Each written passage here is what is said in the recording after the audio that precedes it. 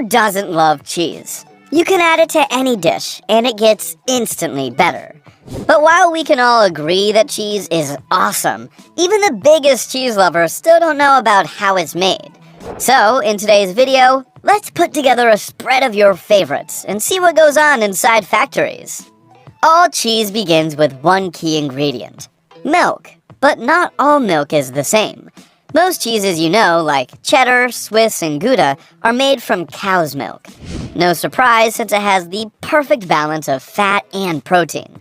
Sheep's milk is good too.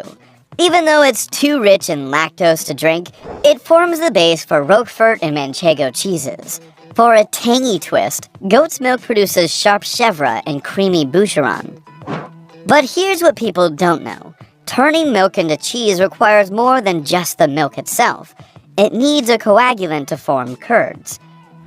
Rennet comes in. While it's an enzyme found in young mammals naturally, it's now mostly made through microbial bioprocessing.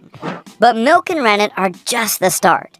Flavors come in from added salt, spices, and even wine. Making cheese requires science, skill, and a bit of patience. The people behind it are known as fromagers, or cheesemakers. And despite how much variety there is, the early steps in the process are surprisingly similar across the board. Since milk is the foundation of every cheese, it's important to start with the perfect batch. But what does perfect mean? That honestly depends on the type of cheese you want to make. Cheesemakers start by adjusting the milk to ensure the right balance of protein and fat. The milk is then usually pasteurized or treated with mild heat. This not only kills off unwanted organisms that could spoil the cheese, but also gets the milk in the right condition for the starter cultures to thrive. Once the milk is pasteurized, it's cooled to around 90 degrees Fahrenheit. Next comes a critical step in the cheese-making process: acidification. Left on its own, milk will eventually turn sour due to bacterial growth. But this natural process is unpredictable, and the end flavor isn't always pleasant. To control this, cheesemakers add starter cultures to the milk. These cultures are carefully selected strains of bacteria that help acidify the milk in a predictable way. At this stage, the milk should already be at 90 degrees Fahrenheit, and it stays at this temperature for about 30 minutes while it ripens. During this time, the pH level of the milk drops. The basic flavor profile of the cheese is already forming. Our product is still a liquid, so it's time to give it some texture. This step, called curdling, is where milk starts its transformation, and rennet is used here. The science behind it can get complex, but this reaction basically causes the milk to thicken and form solid lumps called curds. Plus, it leaves behind a liquid byproduct known as whey. Once the curd has formed, it's time to separate it from the whey. The curds and whey mixture is allowed to ferment and settle until the pH level drops to about 6.4. By this point, the curd has coalesced into a solid mass within the cheese-making vat. Now comes the cutting. Using long curd knives that reach all the way to the bottom of the vat, cheesemakers slice through the curd in a crisscross pattern. This step is crucial because cutting the curd increases its surface area, which allows for more separation from the whey. The size of the curds after cutting is a key factor in determining the final texture of the cheese. Larger chunks of curd tend to hold on to more moisture, resulting in a softer, moister cheese. But smaller curd pieces will lose more moisture. This will end up in a firmer, drier cheese. Once the curd has been cut, the next step is processing it more.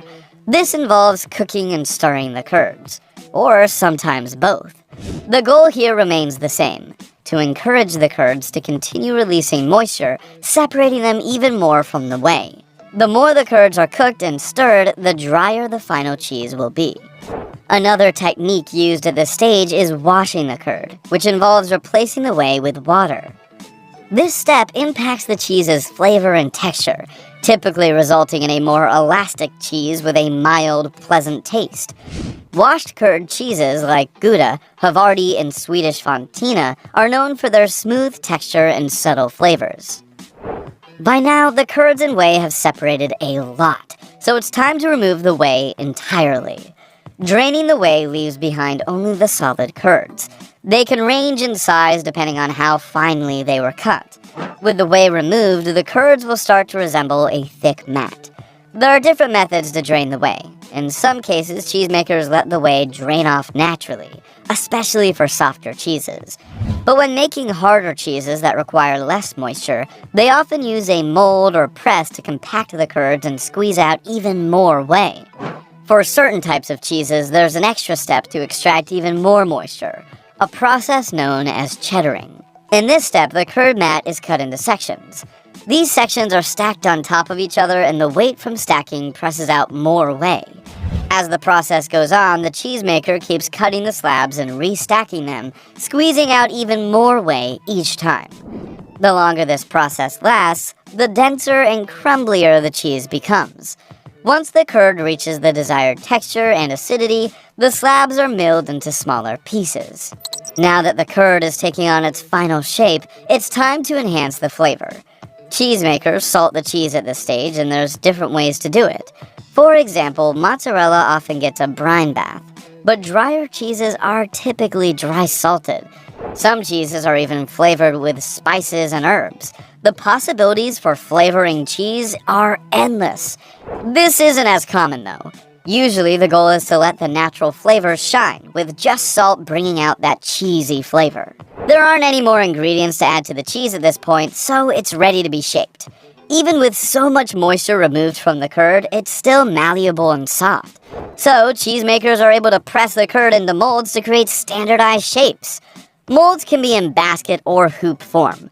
Baskets are molds that are only open on one end, and hoops are bottomless molds, so they only wrap around the sides of the curd. In either case, the milled curd mixture is pressed into the mold and left there to solidify into the right shape. For many cheeses, the journey isn't over until they've aged. This process, also known as ripening, is what gives its final flavor, texture, and character. Cheese is aged in cool, humid conditions, allowing natural changes to harden the cheese and intensify its flavor. This can take anywhere from a few days to several years, and there are two main types of aging. Interior ripened cheeses are sealed with a rind, causing them to age from the inside out. Think cheddar or Swiss. Then there are surface ripened cheeses. These age from the outside in, developing a natural rind. Brie and Munster are good examples. Once aging is complete, the cheese is ready to be enjoyed. Well, there you have it. Whether it's in a mozzarella stick or the finest Swiss cheese, it all starts the same. To find out more about how your favorite foods are made, subscribe and check out the other videos on our channel. Until then, thanks for watching.